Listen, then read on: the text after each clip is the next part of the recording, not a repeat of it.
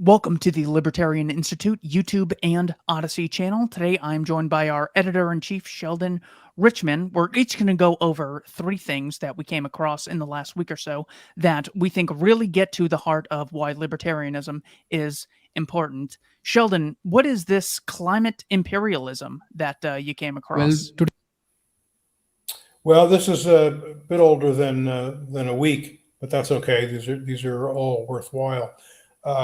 This is a YouTube video from the International Conference on Climate Change, which is put on.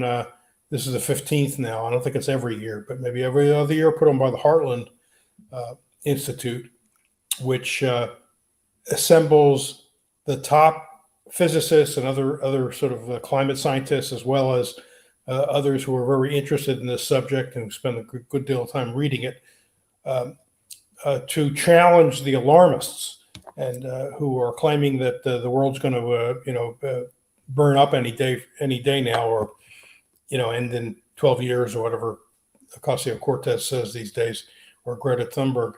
Challenge all that to show there's not a catastrophe coming. There's no evidence of it. The predictions over the last 40, 50 years have all been wrong. So this was a person named Vijay Jairaj, who is an environmental scientist with the CO2 Coalition, an interesting group which you can look up, a lot of scientific stuff. And he's talking about a new form of colonialism, namely climate colonialism or imperialism. He defines this as when a group of unelected people in elite global political bodies try to enforce their restrictive energy policies on people in sovereign nations. In other words, it's when rich Westerners, very rich Westerners in some cases, lecture and then even want laws, lecture the world that has yet to really undergo economic development and let their people get as rich as we are, lectures them on how they should not use fossil fuels. Sometimes the rulers over there are willing to listen because they get paid to do it by the West, by Western governments or the UN. They get bribed, in other words, but it's against the people. Some rulers actually object to it, but it's against the interests of the people. They want to be as affluent as we are. And what they need is reliable and inexpensive and abundant fossil fuels. That means coal, that means natural gas and oil. And yet the people like John Kerry, the Biden administration, the UN and others want to stop them from doing that. So here's a few points that this Jairaj, I get his name right, makes in condemning climate imperialism. A kettle boiled twice a day by a family in Britain uses 5 times as much electricity as a person in Mali uses in 1 year. A Tanzanian takes 8 years to consume as much electricity as an American consumes in 1 month. A freezer in the United States consumes 10 times more electricity than a Liberian in North Africa. That means a person in North Africa uses in a year. So the point of this is that we in the West who have made it should not be saying to the poor, struggling people in Africa and Asia and Latin America, be content in what you're doing. Don't use fossil fuels. Don't grow. And be happy so we can come and visit you quaintly, like become our theme parks, so we can see how people, how we once our ancestors used to live, and then we'll go back home and live in our very wealthy environments. This is a scam, and it needs to be talked about. So I recommend people watching this lecture. I came across a great book. It's titled 10 Global Trends Every Smart Person Should Know. And it's by Marian Tupy. I am blanking on the other author's name. But here is a great section titled Cost and Adoption of New Technologies. In 1981, the cheapest IBM personal computer cost $4,459 in 2018 US dollars. or 210 hours of labor. An Insignia tablet and keyboard combo costs $120 in 2018, or 5.6 hours of labor. What I thought was so important about this is when you get into, well, what is the GDP of this or that country? It's extremely vague and very hard to pin down and hard to make real, especially with governments constantly increasing money supplies and whatnot. But here we actually have a measured cost on a specific item. And he also mentions the fact that the Insignia tablet today is of a much higher quality, and you can do a heck of a lot more than you could with something that cost a lot more in previous generations. The time price measurement is also really important that he gets into. So instead of focusing on dollars and cents, the measurement that they use is number of hours it takes to acquire, a radio, plumbing, an automobile, etc. They have this great graph. It's called Spread of Products into American Households from 1900 to 2016. So, according to a lot of economists on the right, we should see a drastic decrease in access to all these since, millions of jobs have been shipped overseas. So many immigrants have come into America. Women have now almost doubled the workforce, so we should see a drastic decline. Also, economists on the left say that, well, the rich get richer and the poor get poorer. So we should see a decline in access to all of these products and services. Of course, the reality is the complete opposite. So what they do is they start in 1900 and end in 2016 and measure what percentage of Americans have access to the following products and services: electricity, telephone, automobile, plumbing, radio, refrigerator, clothes washer, air conditioning, clothes dryer, dishwasher, television, microwave, computer, internet, cell phone, VCR, DVD player, digital camera, and smartphone. I thought that was such a white pill, so to speak, as far as things we can be optimistic about when we're always hearing about how, well, unless the state steps in and starts telling people how to do things, the poor are going to continue to get poorer, and there's nothing the voluntary sector can do about it. Great ways of measuring wealth. I really like that book. 10 Global Trends Every Smart Person Should Know. Sheldon, what is the Saudi Iran deal issue you came across? Well, this is an article at the great site mondoweiss.net. I recommend looking at it every day. There's new stuff that's very illuminating. This is from a few weeks ago, a discussion of what it might mean that China has helped to facilitate the restoration of diplomatic relations between Iran and Saudi Arabia. This was very important. It made the news quite a bit back then, a few weeks ago, maybe more than a month ago now, for a lot of reasons. One is that the U.S. was clearly on the sidelines. Doesn't like to be on the sidelines, the U.S. government, especially the Middle East, but most places anyway. So the point of this is that since the U.S. pulled out of under Trump, pulled out of the Iran nuclear deal. Iran was never building a nuclear weapon. We know this.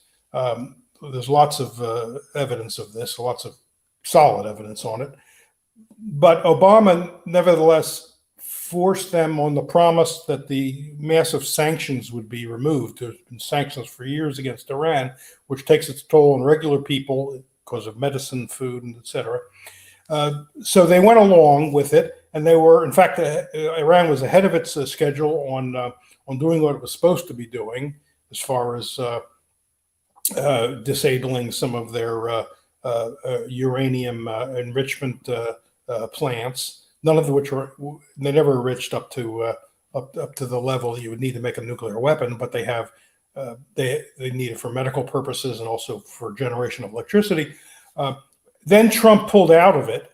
Trump was pandering to Israel and pulled out of it. And since that time, the U.S. has put more sanctions on Iran. Iran has done some enriching of uranium because now it feels like the terms have been, they haven't done weapons grade, but they feel like the terms have been abrogated. and there's no, at the moment, no agreement. Biden, I mean, there's been talk about it, but Biden, they've just increased sanctions on Iran. Biden has not gone back to his old boss's nuclear agreement. In fact, he stuck with the policy that has emboldened Israel, which once talks about attacking Iran, has done covert warfare against Iran, etc.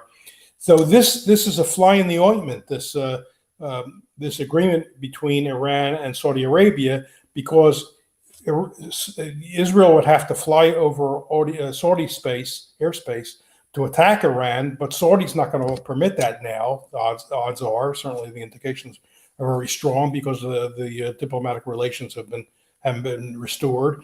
And this puts another fly in the ointment also in these Abraham Accords, which was Trump's way of cutting out the Palestinians and putting the screws to Iran by getting Gulf Arab countries, to go into treaties with Israel. And the next one Israel really wanted bad, was Saudi Arabia, but the chances of it going into it now that it has this deal with Iran are very, very slim. So this has really upset things and moved us away from the threat of war against Iran. And of course, that's a good thing. My next one is a collection of examples where American presidents could have had a justification for entering into a war against one or another empires across the globe and didn't do so. It's always brought to our attention that if we don't want to go to war over the smallest thing, well, basically, we're a bunch of Neville Chamberlains who just sit back and don't care if the world goes to hell in a handbasket.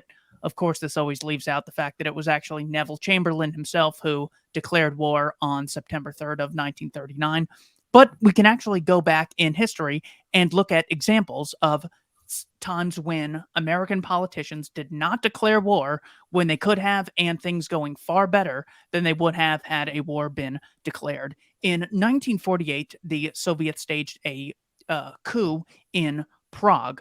This would be the equivalent of maybe Putin staging a coup in Ukraine and people saying, well, Ukraine's independence has been violated. We have to declare war. In 1953, the Soviets crushed an East German uprising and murdered a number of civilians and sent in the tanks. In 1956, the same thing occurred in the Hungarian Revolution.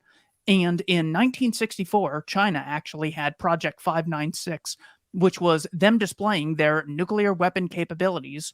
And within a decade, Richard Nixon and Henry Kissinger are shaking hands with Chairman Mao. You see, it's totally okay that we can talk to Chairman Mao, but we can't talk to President Xi, says Lloyd Austin.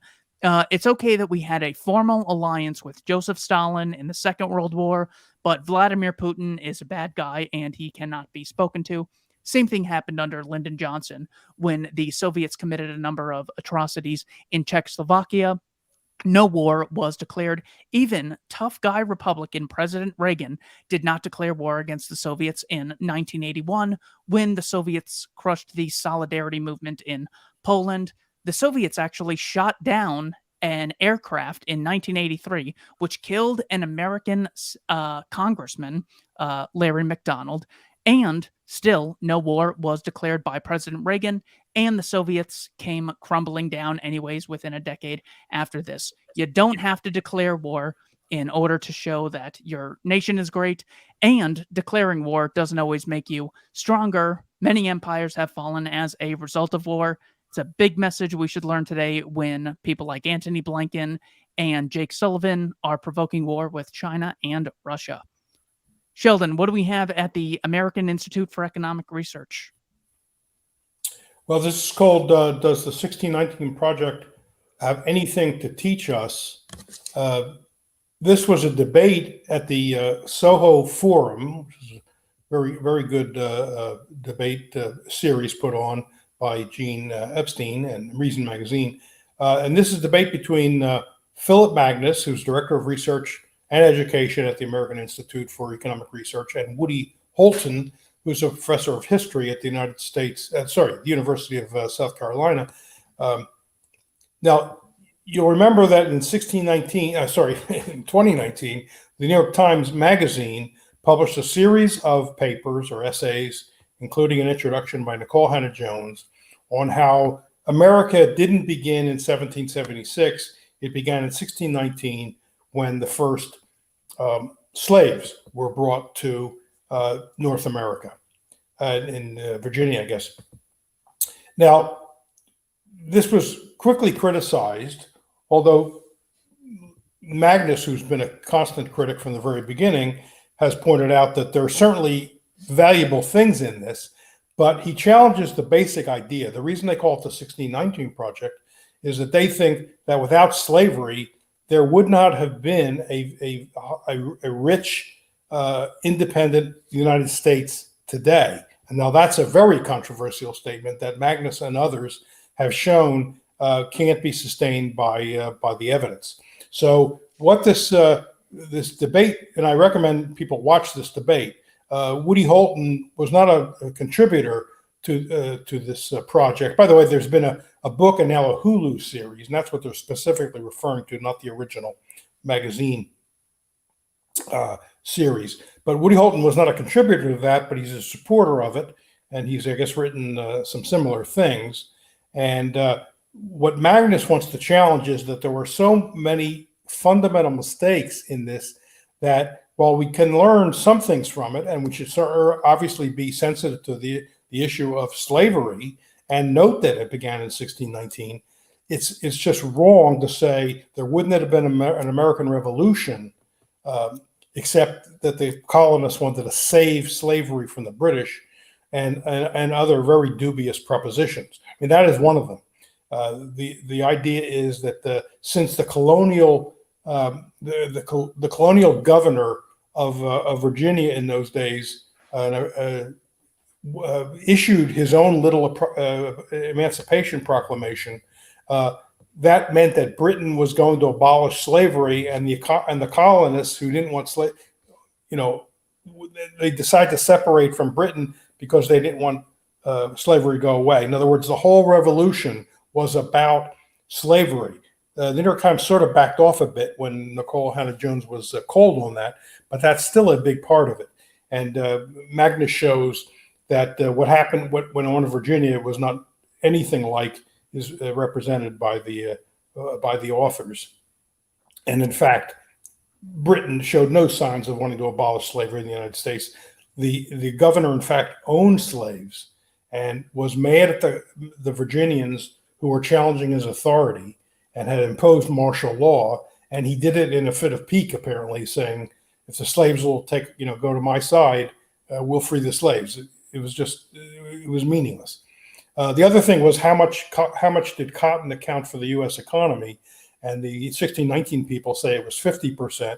But Magnus shows that they make a rookie error there in economics by counting not only the market value of the finished product of cotton, but all of the value of all the inputs, which means they double counted everything, because that ends up getting counted in the final value of the finished product. If you're also counting all the constituents of the finished product, you're double counting. And in fact, it's only about 5% of the economy. So it doesn't mean that cotton was zero, but the cotton was not America in its entirety, and therefore slavery couldn't have been America in its entirety. My final one is a great excerpt from Walter E. Williams on the importance of occupational licensing. He says, to criticize occupational licensing laws is not to argue that information about quality of a licensee's services is not important to consumers. However, it is by no means clear that licensing is the most effective way to provide that information. Indeed, licensing may lower the received quality of the service in question. By making entry costs higher, there are fewer practitioners, which, as noted above, increases the cost of the service rendered and leads some consumers to resort to do-it-yourself methods that generally result in a lower quality end product. For example, even the electrician who failed a licensing examination, scoring 65 when a score of 70 was necessary to pass, is likely to know more about electrical work and safety measures than the average consumer who undertakes a do-it-yourself project because he cannot afford to hire a licensed practitioner. There are methods to produce information about quality without having the restrictions imposed by occupational licensing. Certification is one method. A practitioner can take a test, and if he scores in the 90s, have the right to declare himself a Class A practitioner, an 80, a Class B, and so on. Such a method would give consumers information about quality while leaving them free to choose. That is from a book titled Race and Economics by Walter E. Williams. Excellent book. Cannot recommend that enough. Really talks about the dangers of occupational licensing for anyone who advocates a policy of my body, my choice, or thou shalt not steal. It should absolutely be against occupational licensing. It makes products and services less available and more expensive to the masses and stops people from achieving their dreams when you first have to jump through 30 very costly hurdles in order to get the job that you want to get. Sheldon, thanks so much for your time, and thanks to everyone for watching the Libertarian YouTube and Odyssey channel. Take care.